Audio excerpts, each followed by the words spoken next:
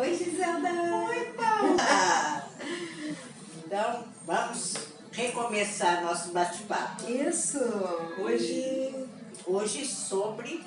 relacionamento. Ah, tá. Isso. Aí eu queria que você explanasse como deve ser um relacionamento, um namoro, né? Um casamento, namoro e um divórcio, né? Se for o caso, em que caso. Tá. E, né? Em primeiro lugar, a Bíblia é um manual para relacionamentos saudáveis. Tudo isso aqui foi escrito por um Criador que ama se relacionar com a sua criação, que somos nós, no caso.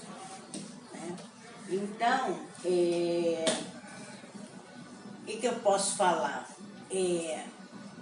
O relacionamento mais profundo, mais íntimo que pode haver entre duas pessoas é o casamento. E tem toda uma preparação desde o berço para chegar ao casamento.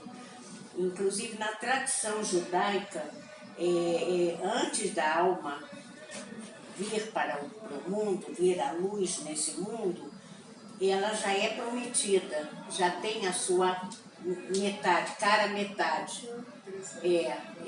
Em geral, já é definido e determinado no céu, no mundo espiritual. Isso é tradição judaica. Então, tem que se tomar muito cuidado com relacionamentos relâmpagos, rápidos, como hoje em dia. Vamos ficar, vamos provar para ver se tá bom, se vai dar certo. Não é bem por aí.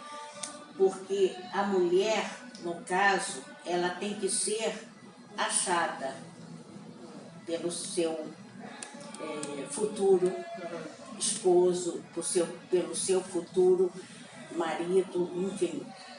Não é ela que vai sair procurando, como hoje em dia, com essas mulheres liberais, se insinuando, ela tomando a iniciativa do relacionamento. Não é por aí. Infelizmente, isso nunca deu certo, nem dará, porque os princípios bíblicos, eles são eternos.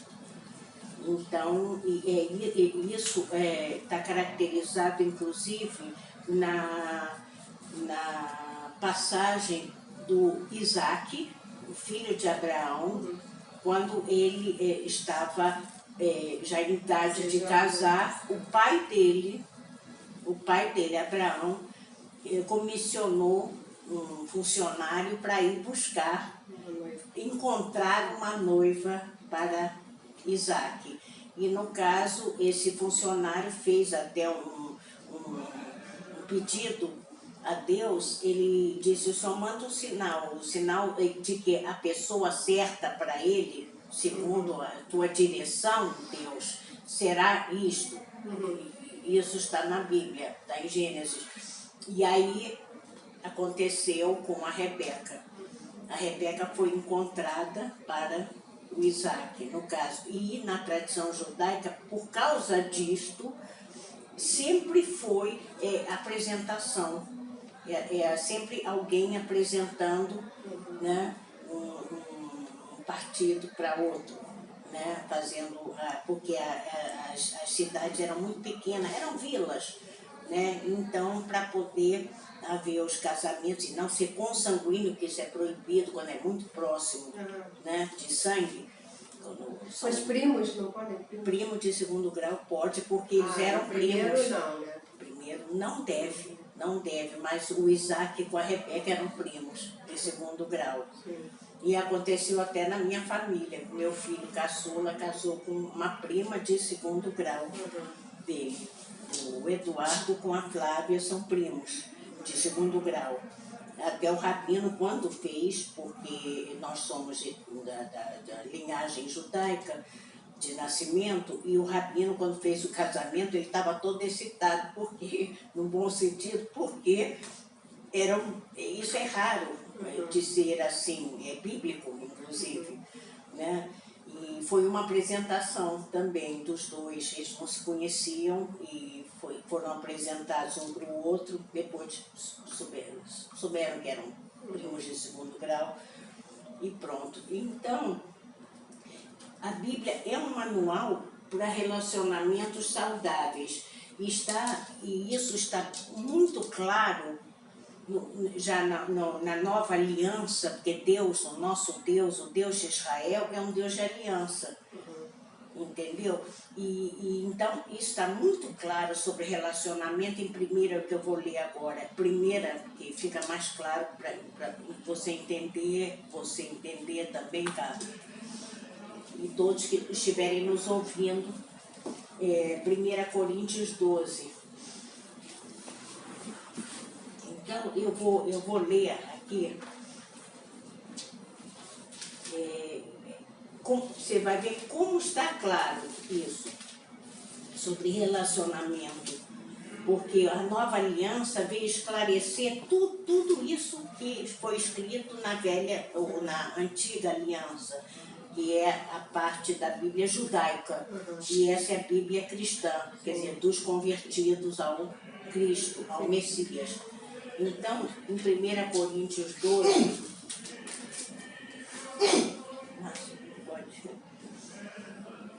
12,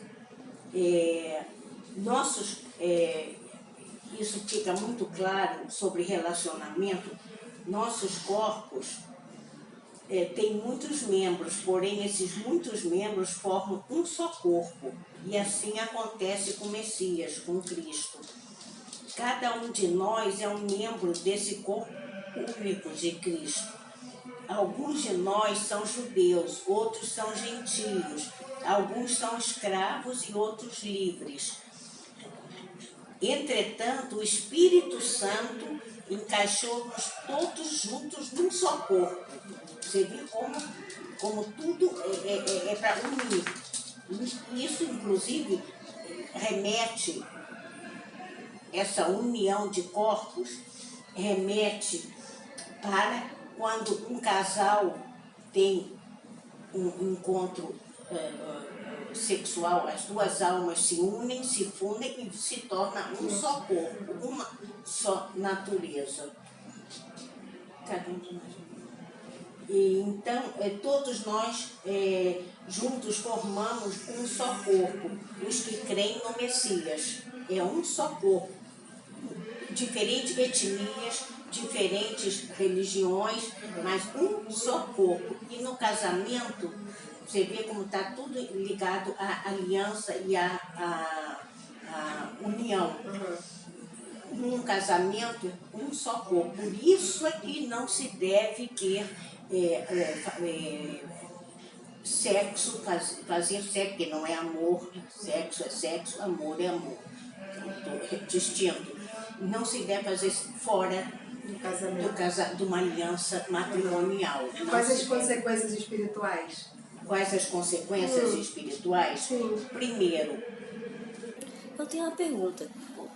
Adolescentes podem namorar antes do casamento? Podem namorar antes do casamento? olha, tudo pode ser feito segundo princípios sólidos. Pode fazer, pode namorar, mas com princípios sólidos para não transgredir a lei do amor, porque isso aqui é lei do amor, a Torá. A Torá, ela tem instruções.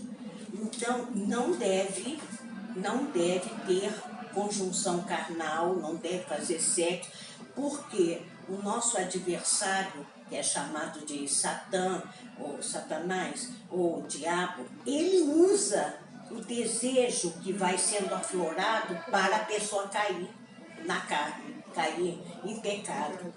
E aí a pessoa transgride a lei do amor, porque a lei do amor diz que só um casamento oficializado é que pode ter intimidade maior. Então é melhor evitar. Pode namorar, mas para se conhecer os planos, como nós estávamos conversando antes, os propósitos, pode. Mas sem transgredir a lei do amor. Porque aí isso abre uma brecha no mundo espiritual e não é abençoado por Deus. Aquele relacionamento não é. Deus está fora.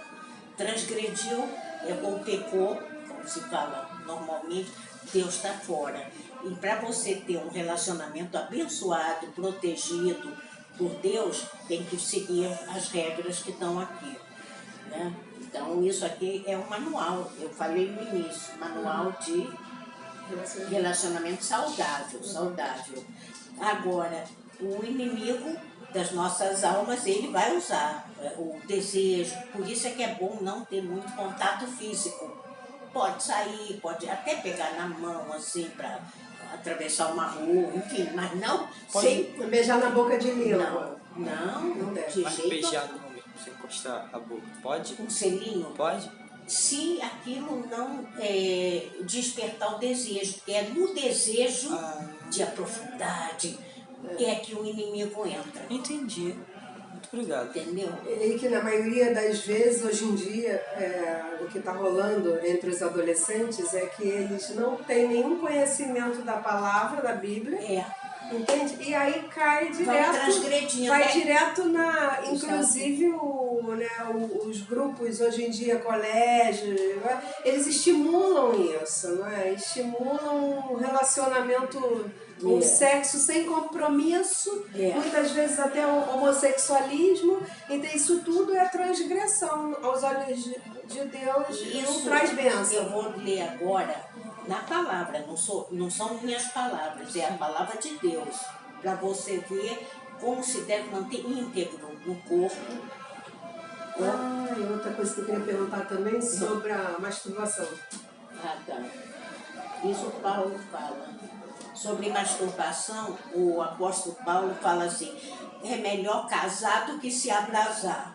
Abrasar seria ter um contato mais íntimo com o namorado ou namorada e transgredir a lei. Então é melhor casar. Se quer, casa.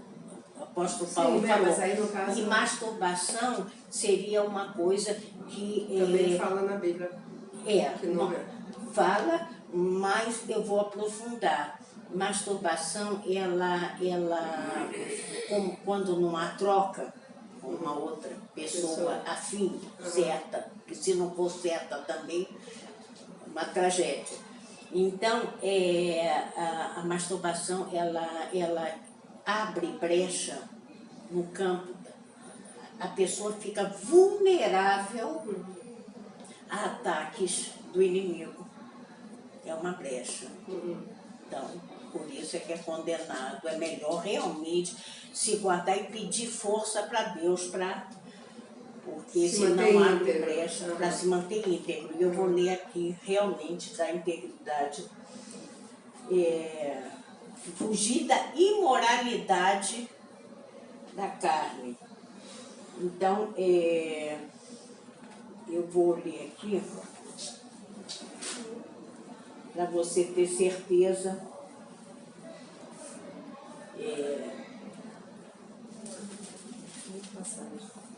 6. 1 Coríntios, agora. Eu até anotei porque isso é importante ler a palavra de Deus para entender melhor. Não são minhas palavras, é o que está escrito.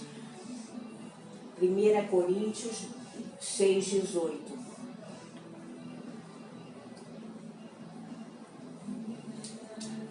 Eis porque eu digo, isso é Jesus falando, é o apóstolo Paulo falando segundo os princípios bíblicos. Fujam da imoralidade sexual. Nenhum outro pecado atinge o corpo como este. Ele está falando do corpo físico. Quando vocês cometem este pecado, é contra o seu próprio corpo que vocês estão pecando. Está falando de que pecado? imoralidade sexual, sexo fora do casamento, masturbação. Tudo, né? Será que vocês não sabem que o seu corpo é morada do Espírito Santo, que Deus lhe deu? Seu próprio corpo não lhe pertence, porque Deus comprou vocês por um preço elevado, o sangue de Jesus, o sangue do Messias. Quando Ele derramou, Ele comprou o nosso corpo. Portanto, glorifiquem a Deus com seu corpo. Ah, entendi. Nós temos que manter íntegro. Agora uma coisa, uma pergunta, um adendo rápido que não tem a ver com isso, você falou de corpo, tatuagem. Não, tatuagem, primeiro se marcava escravos. Antigamente se marcava escravos. Ou em animais também. Até hoje marcam para ver o dono. Então, isso não é bênção, isso não é coisa, não testifica. Segundo, ele mexe com a energia do corpo e tira. Ele drena a energia, a pessoa vai ficando fraca. E às vezes nem sabe por que está fraco, parece que está sem energia, é porque interfere na energia, não pode. E isso aqui, terceira, vamos dizer, detalhe que eu posso mencionar. Terceiro, isso aqui é emprestado, não é nosso. E agora ainda ficou mais claro que foi comprado. Já não era nosso, isso é emprestado. Isso aqui é do pó, isso vem da terra. Isso é Então a gente tem que zelar pelo nosso corpo. Agora, as consequências do sexo ilícito. Sexo ilícito seria sexo entre dois do mesmo sexo, né, fazendo... Ou adultério. As consequências do pecado sexual. Então, ou é o sexo entre iguais, né, entre do mesmo sexo, ou é adultério, tudo isso é transgressão da lei do amor. Então, tem penalidade, tem consequência. Não fica impune. Mas tem agravantes e atenuantes. Por que aconteceu? Às vezes não é culpa da pessoa, enfim, aconteceu um episódio. Mas, enfim, tem uma dúvida muito recorrente a respeito de divórcio. Divórcio. E você até estava comentando sobre isso.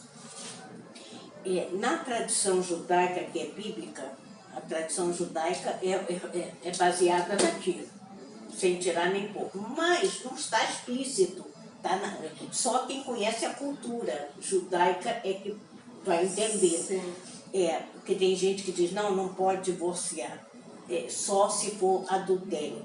Não, o detalhe é que se o homem, o esposo, o marido, der uma carta, como se fosse alforria, de divórcio para a esposa, aí o rabino faz a cerimônia, desconsagra o casal, né, aquela união, e aí libera a alma da esposa e dele. Aí um outro relacionamento não é adultério. Fora isso seria adultério. Se ele não der a carta. No caso das pessoas não judias. Se a moça, vamos dizer, se a gentios. O quê? Porque a gente não segue o rabino, né? Pastor. Não, o cristão o gentio ou gentio cristão? Gentio cristão. Cristão segue a Bíblia. E aí tem que entender, porque todo conhecimento, ele implica em entendimento. Se você não entendeu a matéria, você pode conhecer a matéria, ter decorado, mas vai levar a bomba mais adiante. Então você tem que entender a respeito. Não, mas o que você falou do rabino da carta de divórcio. No caso, nós não somos judeus. Mas tem que fazer, deveria ser feito, porque isso é muito sério. Deveria ser desconsagrado, como em geral vai-se a um pastor e explica, pastor, eu resolvi me separar, consensual, e aí nós vamos... Mas aí o motivo não é só o adultério? Não, Não motivo? Não, adultério é automático. Se o homem adulterar ou a mulher adulterar, Tem que ter na aquelas tradição tantas judaica, testemunhas. já quebrou a aliança. Sim. Mas se for, por exemplo, o homem... Incompatibilidade de gênero é possível? O que pode? O divórcio? Pode. Sim. Claro. Eu pensei que fosse aquela coisa que Deus uniu, nunca pode separar mais. Por isso é que precisa desconsagrar, se ele concordar em liberar a esposa. Porque existe o Carlos tem um caso em Israel que ficou clássico. O marido, a esposa queria se divorciar porque incompatibilidade não estava dando. Ele recusou, disse, eu não vou dar carta de divórcio para ela. Olha, ela sofreu antes, porque ela queria separar, não queria, foi errado. E Deus permite, claro que a finalidade de todo relacionamento é a felicidade de ambas as partes, senão não é justo. Se só o homem fica feliz, se só a mulher está feliz, não. Tem que ser ambas as partes. Então, ele recusou. Você sabe que os rabinos, olha, passou tempo. De jeito algum. Eles botaram ele na prisão para ver se ele caía em CIDs e liberasse a esposa. Vai, libera aquela alma para desconsagrar. Porque senão eles ficam unidos mesmo. Ficam, a alma fica presa. Então, o que aconteceu? Foi preso, ele morreu e ele não